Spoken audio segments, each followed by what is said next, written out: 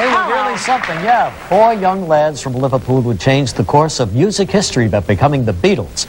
Now, over 30 years later, our next guest still creating waves with just the mention of his name. Here for the first time on TV, on live. On our show. On our show, yeah. I think he's been on TV. I think it was the Ed Sullivan show a couple of times. Kicking off his new album called Vertical Man, the one and only Ringo Starr.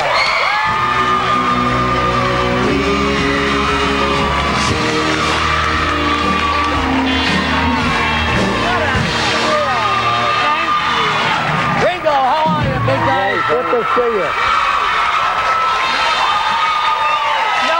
Behave myself this time. Ringo, come on, a music legend right here. No, I'm going to behave myself this time. When Paul was here, I made a fool of myself, so I'm not going to do that this time. I'm not. Why? Oh, dear. Oh, my gosh. Ringo, well, you know the whole story. Back in 1962, replaced the drummer in the original Beatles band. That's right. A fellow named Pete Best. Pete's never gotten over that.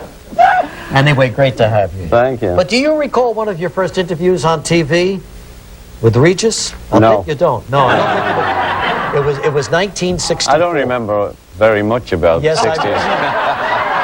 I noticed neither do you. Yes, I know. It was 1964, and I interviewed Ringo, from one of my Westinghouse shows. Yeah, absolutely. It was the biggest thrill of my life. Sure. Absolutely. And apparently not in his. And apparently didn't mean a thing to Ringo. So anyway, so you guys broke up in the, what, the 70s? Yeah, 1970. Was that a argument of some kind? No, it was, we were growing up. You know, we were these young kids, and we were playing, and then we suddenly became the Beatles, and we lost our freedom, and as George says, we lost our nervous systems. So, and then, you know, I was married, and I had kids, and, you know, John wanted to do this, and, you know, it just... Life changes. Life changes, and that was one of them. I mean, you know, it's like... everybody wants the good things to go on. But, you know, you break up. You have other things to do. Yeah. Was it hardest, would you say, on you personally at the time? Well, I would say that, yeah. I think it was, you know, it was rough on all of us in many ways because suddenly we didn't have a job. You know what I mean? It was like we knew what we were doing, like you guys. You get up every morning, you come here, you know what's happening. Yeah. But then when you're out of your element. I was actually, you know, I know what you're saying because, you know, it was Lennon and McCartney. They were the major writers anyway, and they were producing, and I was just like playing the kids. Yeah, but all the girls loved Ringo. Well, I was the lucky one, you know. Yeah, with the drums back there, eyeballing everybody. I got beaten up a few times for that, I'll tell you. So did you? But anyway, at the end of it, I went and sat in the garden for a year wondering what to do, and then you've got to start again, you know, and I called George Martin, I made an album with him, and then I made a country album, and then I made a pop album, and so, you know, you start back on the road again, and I'm still on it. Absolutely. You know?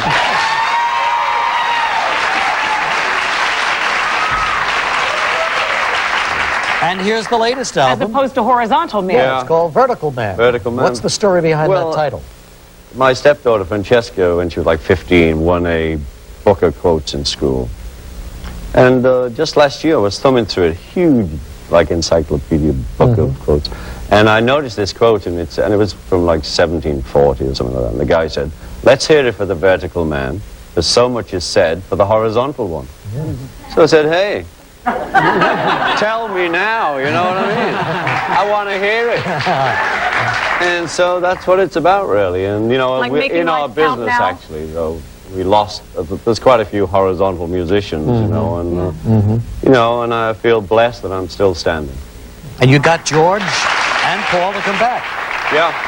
Well, we're still friends, you know, and I'm making an album. I was on Paul's last album. And so we do that for each other, and we have dinner. I mean, you know, we are pals. We just don't live with each other anymore. Or make a living together anymore. Now, have you spoken Well, we still make a living together. Oh, yeah. They keep selling those darn records. Thank you very much. Have you spoken to Paul Ringo since he lost Linda? Yes, I have. How's he doing? Well, he's doing the best he can. I mean, he's very sad, and that's understandable, you know, but there was a very close-knit family, and Linda was very strong within that family. So, you know. There's nothing you can do about that. You have to go on, you know. Go on again, yeah. So where did you make this album? I made it in a room about 10 foot square in L.A. Over a Thai restaurant, right? Well, over a restaurant next to the opticians, and this side was a guy who sold tickets. And Why? Why'd well, you do because we went down, it's Mark Studios, the leader of our band there, Mr. Purple Man. that? Hello. And, That's Mark Hudson, incidentally, Mark everybody, Hudson, from the Hudson Brothers. Yeah. Remember them? Yeah, how you doing, Mark? Looks like Barney over you know, I just felt like it was time to make an album, and we were put together, and Dean, another writer, and Steve, the guitarist, we like this little nucleus with Scotty, who was the engineer, and we went in, he had like a little DAT system, and I thought, why would we make demos? Let's make a record. Sure. So we just stayed in that room and made them. But you can hear, actually, there's a woman, a cleaning woman, coming down the hallway. Yeah. Well, I don't know if she was a cleaning or what. She was just coming to complain. You were making too much Yeah, noise. well, you know, I'm whacking the drums there, and it's, you know, it's not soundproof like real places, but it was the joy of no red light and no glass and that. So Just anyway, making we're music. playing away in your hair. So if you buy the record, you'll hear we blow her up. We only think it's a woman because it sounds like high heels, you know. Hey, and Could it be could anybody. be anybody. Yeah. I fell right into that. Now, you've got a couple of boys who are following you in the music business, huh?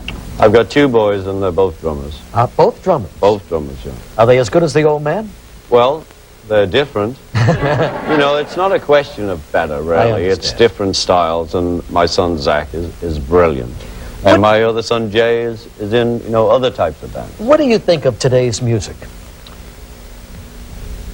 It's very difficult what you think of it. I mean, some of it, you know, I like to listen to it. I don't buy a lot of it. Who's your favorites?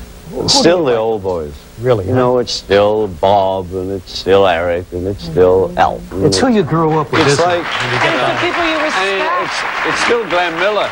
You know what I mean? Really? I love Glenn Miller and Sarah Vaughan and Brooke Benton. I mean, I like that crowd too. And Johnny Ray was my first hero. Johnny Ray was your first hero. Yeah. I saw Johnny Ray. I was about 15, and he was playing Liverpool, and he was on top of the hotel throwing photos down. No kidding. And I thought, That's the best. Yeah. but then I followed him around, and he went to a restaurant, and my friend Roy and I were looking in the window at him. And we went to what we know the kids go through when we were like big and crazy. And I was saying, he's eating just like a real person. Oh, he had a great string of hits. You know, I understand Little the White fan Cloud that madness because cried. I'm a fan too. Yeah, sure, absolutely. Well, so what else do you want to tell us about this album? Now, Love Me Do. Love Me Do, on we the album? do on that, but there's a lot of other tracks. Yes, Love Me Do, we all know that one. But isn't that because you weren't on the actual Well, I wasn't on original the recording? single, I was on the album. But that was one of the reasons. The other reason was, you know, there's a track on it called Puppets, and it's about putting all those, like, crazy tapes of things you shouldn't do or can't do. It's like, oh, I can't do a Beatle track.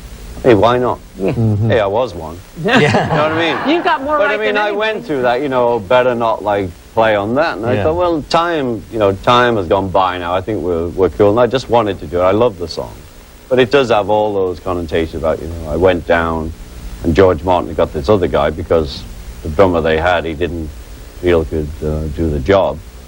And so he had the session guy there, and he said, well, he better do it. But, you know, George Martin has paid for that dearly.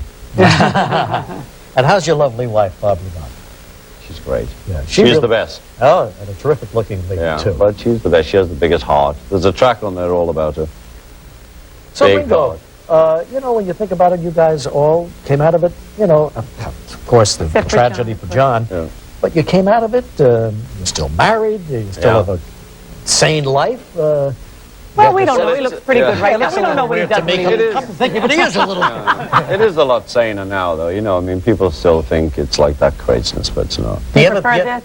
You know, you can go shopping now. you ever think back of those days when, I mean, not it was a lot. I mean, we were forced to think back when we did that anthology. Just, yeah. And it was like, day after day, it was like, you know, the Twilight Zone, really, because Sure. we were watching these films of these young boys, you know, and we were all sitting back saying, "Oh, I didn't say that." What would you say to if you had like Hanson sitting here, these three young kids? Well, they're in the video. Actually, they came to the show at the Bottom Line. I read that the other day. Yeah. So if you privately gave them like some, well, privately, publicly now, give advice, what can you do? Really. Just keep rolling on.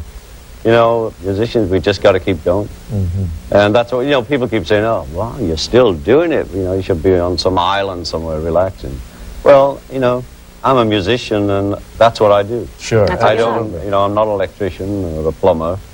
I get out there and do what my dream was at 13, was to play music with great guys. Johnny And Ray would so be proud. far, It's worked out. It's worked out. When we come back, Ringo is going to join the band and perform for us. We'll be right back.